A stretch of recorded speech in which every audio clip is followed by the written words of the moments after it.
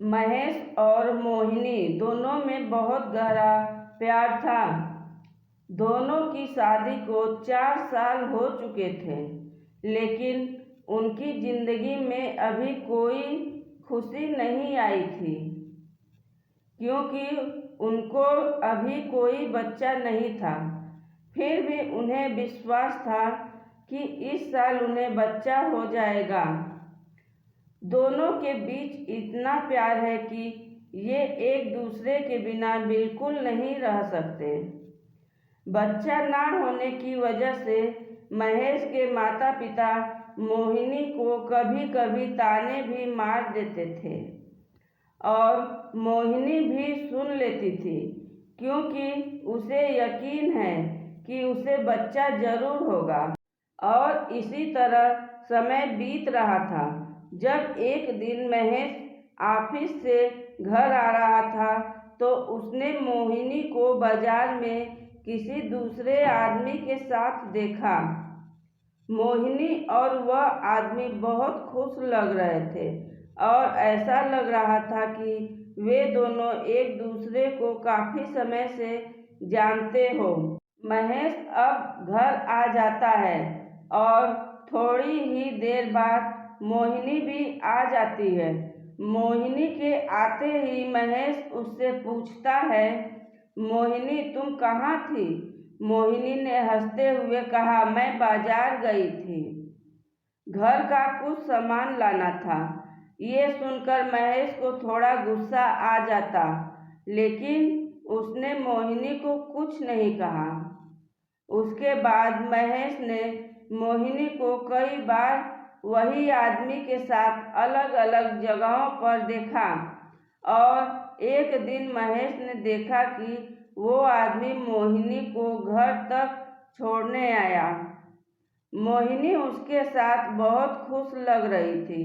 उस आदमी ने मोहिनी को घर के बाहर ही छोड़कर चला गया। महेश को बहुत दुख हो रहा था, लेकिन मोहिनी को खो देने के डर से उसने उसे कुछ नहीं बोला। एक दिन महेश घर पर ही था, तभी मोहिनी का फोन बजा। मोहिनी बाथरूम में थी, इसलिए महेश ने फोन उठा लिया। फोन उठाते ही दूसरी तरफ से आवाज आई, हेलो महेश, मैं थोड़ी देर में घर पर आ रहा हूँ, कुछ जरूरी बात करनी है। बस इतना कहकर उस आदमी ने फोन काट दिया। अब महेश ये सोचने लगा कि उस आदमी को उसका नाम कैसे पता चला। महेश के दिमाग में कई तरह के सवाल आ रहे थे। महेश को लगा कि शायद ये वो आदमी है जिसके साथ मोहिनी घूमती है। शायद मोहिनी उससे तलाक लेना चाहती है और इस सिलसिले में बात करने वो आदमी घर पर आ रहा है। ये सोचकर महेश बहुत उदास हो जाता है। वो अपनी शादी को टूटने नहीं देना चाहता था, लेकिन मोहिनी ने धोखा दिया। उसे कुछ भी समझ नहीं आ रहा था। महेश जैसे अपनी पत्नी को खोने के डर से घबरा गया और वहीं जमीन पर गिर गया। इतने में मोहिनी भी बाहर आ गई और उसने महेश को उठाया और पूछा, क्या हुआ तुम्हें?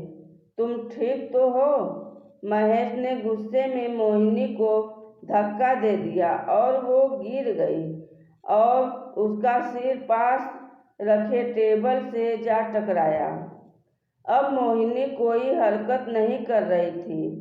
अब महेश कांपते हुए हाथों से मोहिनी को अपनी बाहों में उठाया और देखा कि उसके सर पर बहुत गहरी चोट लगी है, जिसकी वजह से मोहिनी बेहोश हो गई थी। तभी महेश की नज़र मोहिनी के हाथों में पकड़े हुए एक लिफाफे पर पड़ी।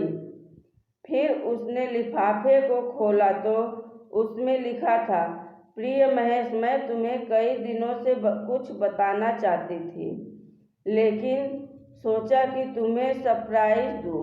मैं पिछले कुछ दिनों से अपने इलाज के लिए एक डॉक्टर के पास गई थी और वो डॉक्टर मेरा चचेरा भाई था जो बचपन में विदेश चला गया था।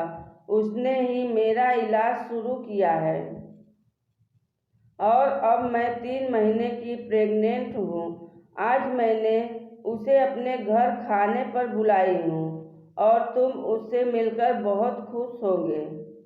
तभी दरवाजे पर कोई आवाज़ देता है और महेश दौड़कर दरवाज़ा खोलता है।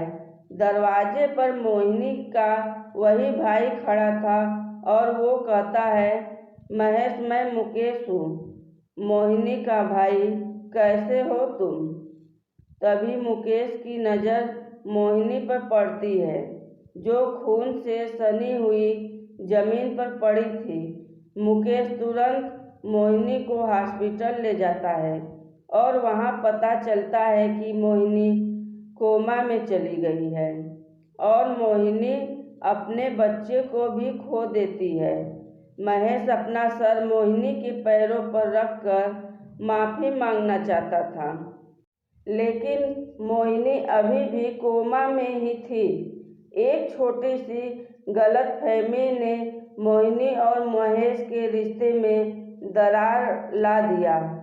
दोस्तों, ये कहानी हमें बहुत बड़ी सीख देती है। गहरे रिश्ते में किसी भी नतीजे पर पहुंचने से पहले अपनों से बात जरूरी करनी चाहिए और किसी पर इल्ज़ाम लगाने से पहले अच्छे से जांच लें और सबसे ज़रूरी, उससे खुलकर बात करें। आप जो देखते हैं या सुनते हैं वो ज़रूरी नहीं है कि वह सही हो। धन्यवाद।